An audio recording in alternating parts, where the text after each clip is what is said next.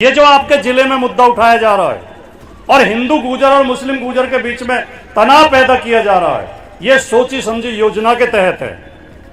इकरा हसन जैसी शानदार सांसद, एक शालीन, कितनी सबको सम्मान देने वाली उच्च शिक्षित जो विदेश में पढ़ के आई है लड़की, उसके बारे में आप शब्द बोल रहे हैं। इनके घर में बहन बेटियां नहीं है क्या?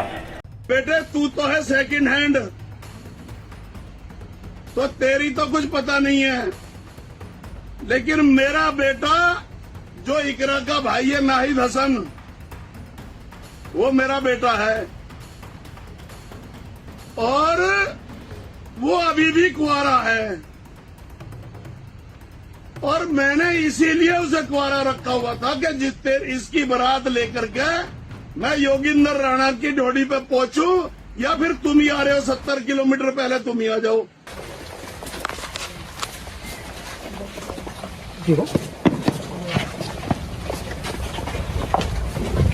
बस इनको जाने दो, एमपी साहब को ही आप सब रहने दो अपना जी।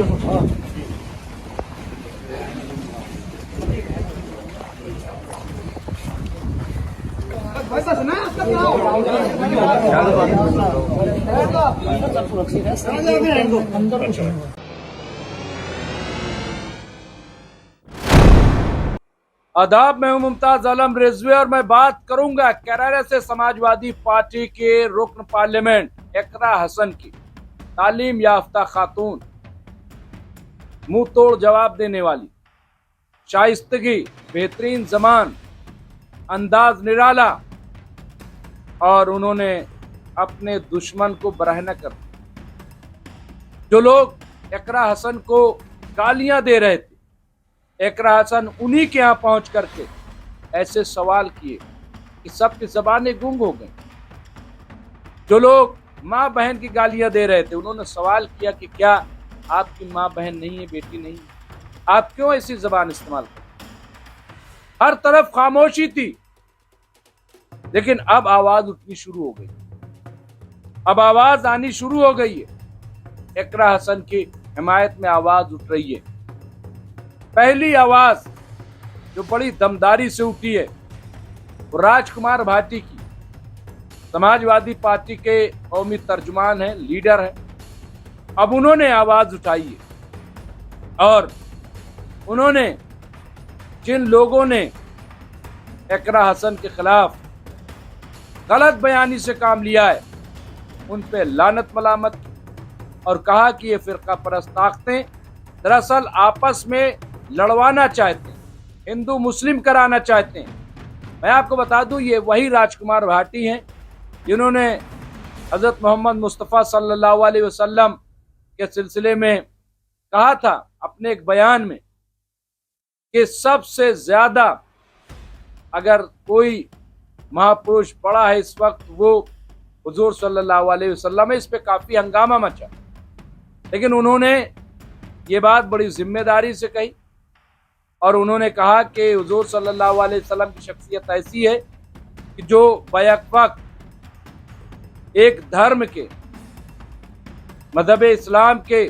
फाउंडर भी हैं, वो रसूल भी हैं और वो एक समाज सुधारक भी हैं। ये उन्होंने कहा और कहा कि ऐसा दूसरा कोई नहीं। खैर, ये एक अलग बहस थी, काफी इस पर बहस हुई, एक दो बहसों में हम भी उनके साथ रहे, लेकिन अब उन्होंने जो इकरा हसन के ताल्लुक से बात कही है वो लाजवाब और एक बेहतरीन, और इसको एडवोकेट विपिन नागर ने ट्वीट किया है उनके शर्ट्स को कि कैराना में हिंदू गुर्जरों और मुस्लिम गुर्जरों के बीच तनाव पैदा करवाना भाजपा की सोची समझी साजिश है।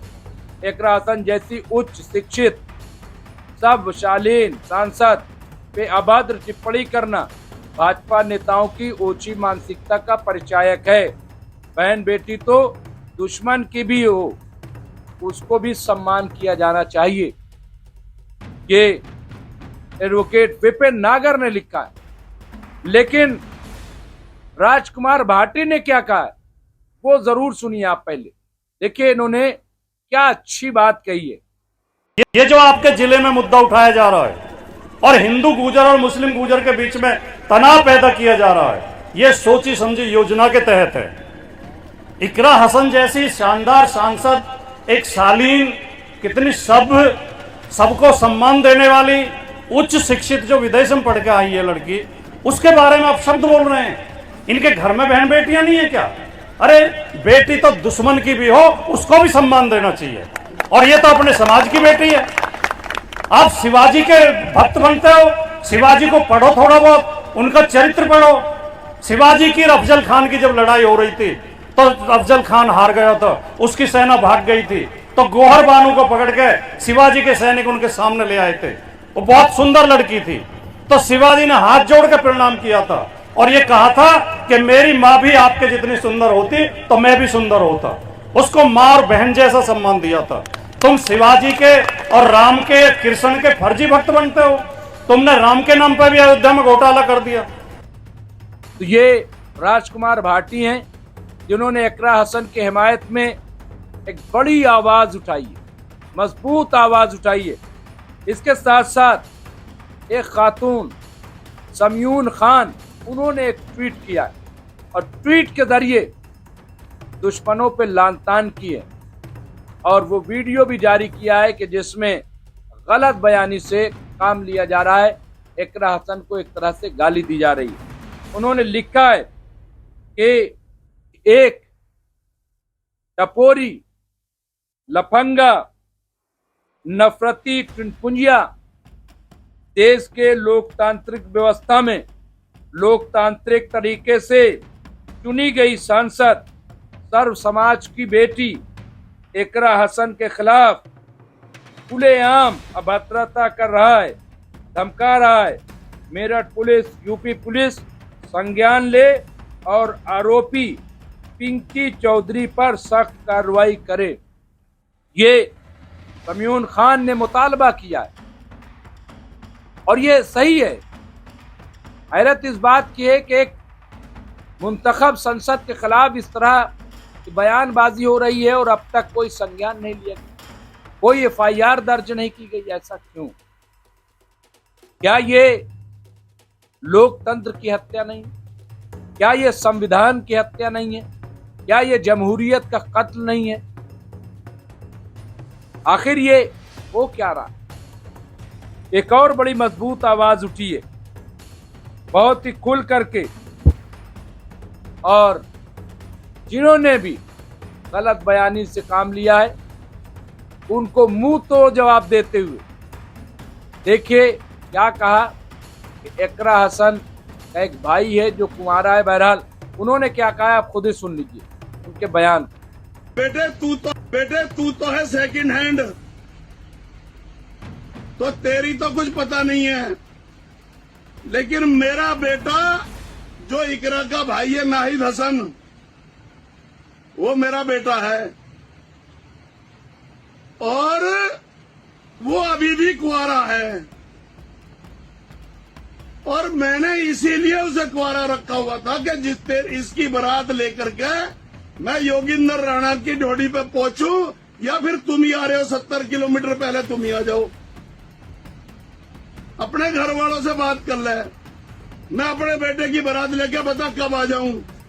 और हमारी लड़की के बाद, आज के बाद अगर एक शब्द भी किसी ने बोल दिया तो 1857 की क्रांति दोबारा से उठ खड़ी होगी। बहुत बहुत धन्यवाद। सर्व समाज को शीश नवा के प्रणाम। तो ये आपने देखा, यहां तक बात पहुंच गई और खबरदार किया है कि अब अगर इकरा हसन को किसी ने कुछ कहा तो उसकी खैर नहीं। बात यहां तक पहुंची।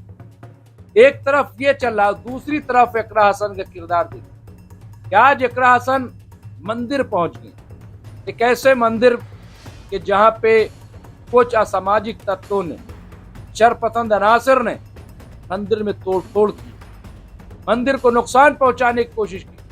वहां इकरा हसन पहुंच गई, वहां लोगों से पूछा, जायजा लिया और जिन लोगों ने ऐसा किया है फौरन उनकी गिरफ्तारी की मांग भी की। मुतालबा किया है कि फौरन इनके खिलाफ कार्रवाई की जाए। ये इकरा हसन का किरदार है। और इकरा हसन तो काफी मकबूल है मुसलमानों में भी और गैर मुस्लिमों में।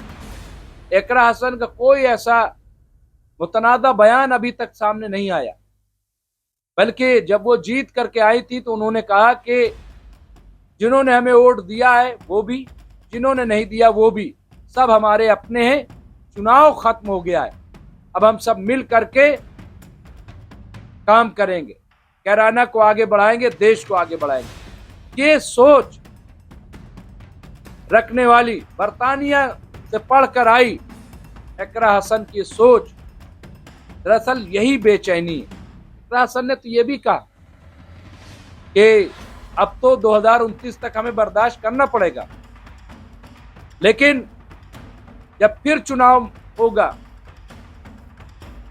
तो हम भी मैदान में होंगे, वो भी मैदान में होंगे जो अपोजिशन है, जो हार गए, और फिर जनता जिसको चाहेगी चुन लेगी।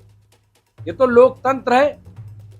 लेकिन ये गाली गलौज करना ठीक नहीं। तो बहरहाल यहाँ पे राजकुमार भाटी हो, समयून खान हो, या उनके चाहने वाले, जिस तरह से अब जवाब आ रहा है, हम उम्मीद करते हैं कि ये जो माहौल खराब करने की कोशिश की जा रही है या इकरा हसन के खिलाफ जिस तरह की गलत बयानी की जा रही है, उस पर रोक लगेगी और पुलिस भी एक्शन में आएगी, सरकार भी इसको संज्ञान में लेगी और ऐसे लोगों के खिलाफ सख्त कार्रवाई करेगी। बहुत बहुत शुक्रिया।